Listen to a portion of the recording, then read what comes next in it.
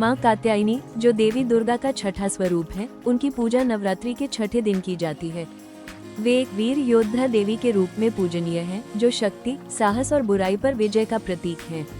महिषासुर का वध करने वाली के रूप में प्रसिद्ध कात्यायनी माता को 4 भुजाओं के साथ सिंह पर सवार, एक हाथ में तलवार और दूसरे में कमल धारण किए हुए दर्शाया जाता है। वे उग्रता और सौम्यता दोनों का प्रतिनिधित्व करती हैं और अपने भक्तों को साहस, सुरक्षा तथा वैवाहिक सुख का आशीर्वाद प्रदान करती है। छठे दिन का शुभ रंग धूसर ग्रे होता है। ये संतुलित भावनाओं का प्रतीक है और व्यक्ति को विनम्र तथा धरातल से जुड़ा रखता है। माँ कात्यायनी की पूजा के समय इस रंग को धारण करने से भक्तों को स्थिर शक्ति और संतुलन का आशीर्वाद प्राप्त होता है। भक्तजन माता कात्यायनी की बड़ी श्रद्धा से आराधना करते हैं। उन्हें पीले फूल, शहद और मिठाइयाँ अर्पित करते हैं।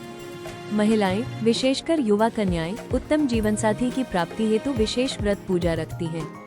वृंदावन और मथुरा में विशेष कात्यायनी पूजा का आयोजन होता है, जिसमें उन गोपियों की प्रार्थनाओं को स्मरण किया जाता है जिन्होंने भगवान कृष्ण की प्राप्ति के लिए उनका आह्वान किया था।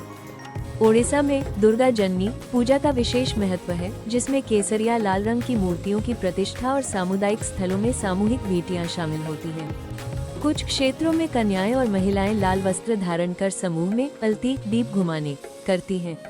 ये दिन गांव भर की शोभायात्राओं और निकटतम नदी के तट पर प्रतीकात्मक बेटियों के विसर्जन के लिए जाना जाता है, जो आध्यात्मिक शुद्धि का प्रतीक है। प्राचीन भूमि में जहां विंध्य पर्वत आकाश को छूते थे, वहां एक भयंकर छाया सी पड़ी थी। महिषासुर, भय से समान सिर वाला दानव, जिसकी गर्जना मात्र से राजवंश टूट जाते थे, उसने अंधकार का युग आरंभ कर दिया था।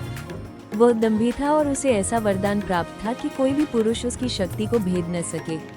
स्वयं देवता कांप उठे। उनके स्वर्गिक निवास उस निराशा की गवाही दे रहे थे जिसने संपूर्ण जगत को जकड़ रखा था। उच्चतम स्वर्गों से एक करुण याचना उठी। ब्रह्मा, विष्णु और शिव, त्रिदेव सहित सभी देवताओं ने अपनी शक्ति और मर्मशक्ति को शब्दों के स्थान पर एक तेजस्वी ऊर्जा में परिणत कर दिया, जो हजारों सूर्यों की प्रखरता लिए दहन कर रही थी। ये दिव्य प्रकाश उनकी आत्माओं से फूटकर निकला और सर्वोत्कृष्ट तेजस्वी रूप दानकर एक महाशक्ति में रूपांतरित हो गया। और इसी महाबल से मां कात्यायनी का जन्म हुआ।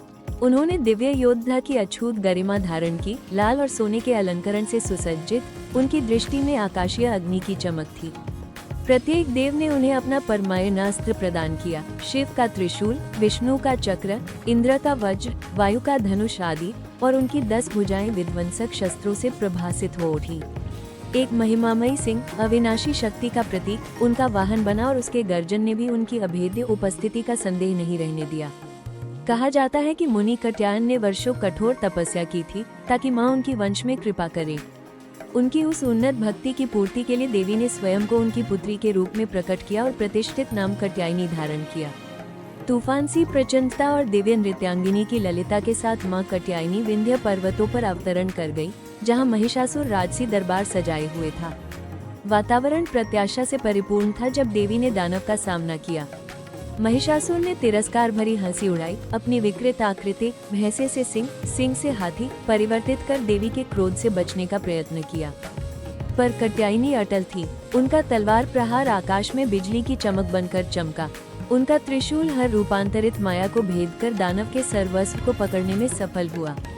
यह महायुद्ध सृष्टि की नींव हिला देने वाला था। अंततः एक गर्जन ऐसी गूंज उठी कि अस्तित्व की परतें चीर दी गई और माता कात्यायनी ने महिषासुर को उसके सच्चे भय रूप में दंडित करते हुए एक प्रचंड परास्त्रेश प्रणापति प्रहार के साथ उसका सिर धड़ से अलग कर दिया। इस प्रकार तमाम त्रासदी समाप्त हुई, सृष्टि में शांति लौटी और देवी का तेज अटूट रहा। यहाँ तक कि गोकुल की सुहानी भूमि में भी उनकी महिमा पहचानी गई।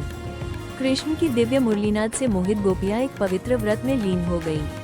पूरे 1 माह तक उन्होंने मां कात्यायनी की उपासना की। हृदय शुद्ध भक्ति से ओतप्रोत प्रार्थना में याचित करती रही कि कृष्ण उनके प्रिय हो। कहा जाता है कि देवी की कृपा से उनकी गहन इच्छाएं पूर्ण हुई। आज भी मां कात्यायनी पराक्रम, संरक्षा और दिव्य कृपा का प्रतीक हैं। वे दुर्गा का सशक्त रूप हैं, जो न केवल असुरों का संहार करती हैं, बल्कि अपने भक्तों को शक्ति, प्रज्ञा और धर्मसिद्धि की प्राप्ति से भी अलंकृत करती हैं। उनका चरित्र हमें स्मरण कराता है कि अंधकार चाहे कितना भी विस्तृत क्यों न हो, दिव्य प्रकाश अवश्य प्रबल होकर सब छायाओं का नाश करता है। Wait, something special announcement for you. Exams, stressful, overwhelming, endless hours of practice. But what if there was a smarter way, introducing a new way to prepare? Personalized, engaging, effective. Because practice should build confidence, not anxiety. Master G is more than just exam prep. It's your guide, your coach, your edge. This the 2nd of October. Get ready to practice. Perfect. Perform. Master G. Coming soon. Be ready. Be ahead.